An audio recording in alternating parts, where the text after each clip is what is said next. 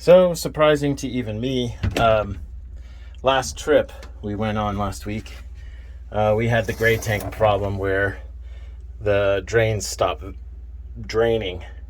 And I was surprised that even though this one was full and not draining, this one wouldn't drain either. So definitely once that thing's full of air, we can at least attest to the fact that it's airtight.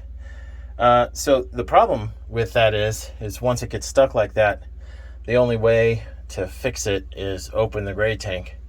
Can't always do that. So the solution, my understanding, the solution is to pull all this apart, and there's supposed to be a burp valve up behind this wall, supposedly. So we're gonna tear this open and see if we can find the burp valve.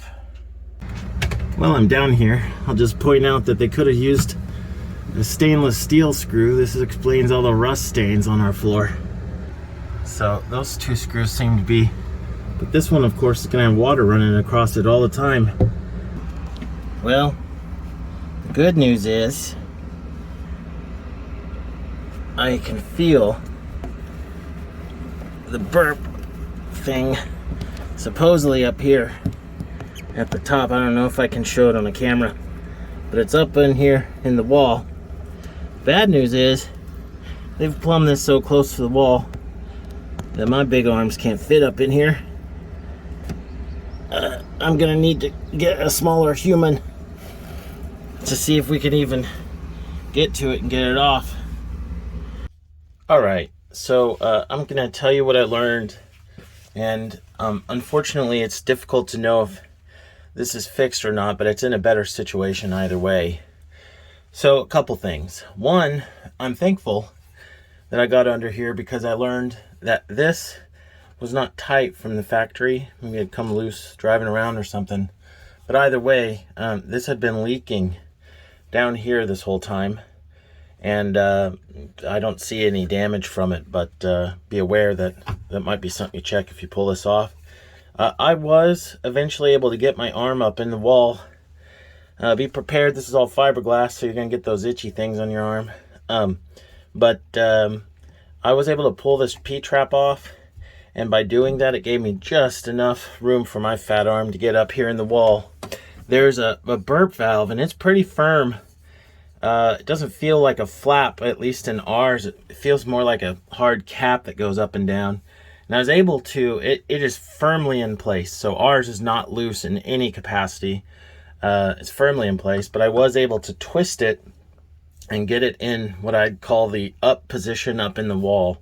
After doing that, I can at least hear when water goes down my drain, it sounds like I'm hearing water in the tube.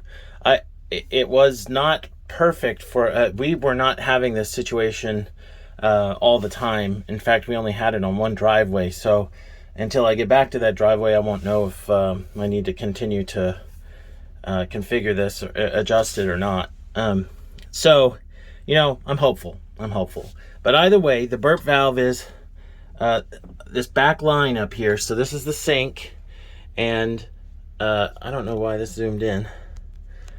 This is the sink, and there's the drain goes here, and there's a line that goes up here, and up in the wall right here is the burp valve. I got my watch on, so I can't reach up in there, but you wouldn't be able to see it anyway. Some other folks, if you search the groups, have taken a picture of the actual valve, and that may help you kind of identify what you're going to see in these new 2021s. It's my understanding the older Coachmen had a different valve in it, but I'm not too sure about that. Anyway, make sure when you put all this back together, it's nice and tight. I tested for leaks, and we're back in business.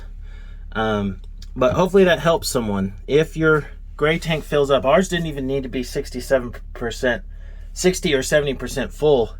Not that our gray little sensor's working at the moment, but ours would back up even when it was just a gallon or two, and it backed up here in the sink and in the floor at the same time. So I mean, it's clearly just airtight.